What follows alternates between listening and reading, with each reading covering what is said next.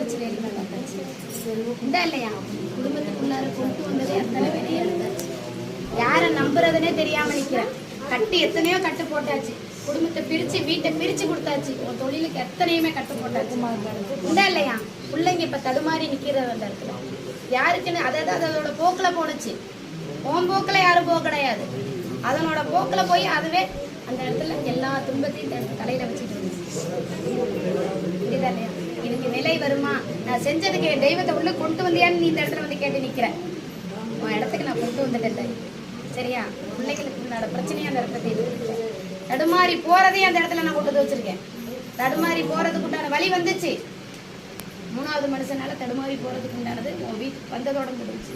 அதோட நான் முடிச்சு கொடுத்துருக்கேன். சரியா? ஒரு 3 மாசத்துக்கு எங்கேயும் தாட்டாம வச்சுக்கோ. இல்லைன்னா குடும்பத்தை கதிகலங்க வச்சுட்டு என் தெய்வம் அந்த இடத்துல இருக்க வர அது இருக்காங்கிறது உனக்கு தெரியும். எவ இருக்கிறா, அவ எத்தனை பேத்த பாக்குறவன்ட்டு தெரியும். அவ காலு கடியில யாரு கிடக்காங்கிறது தெரியும். சரியா? அவளை அத்தனை பேத்தையும் நான் அந்த இடத்துல கொண்டு வந்து சேர்த்திருக்கேன்.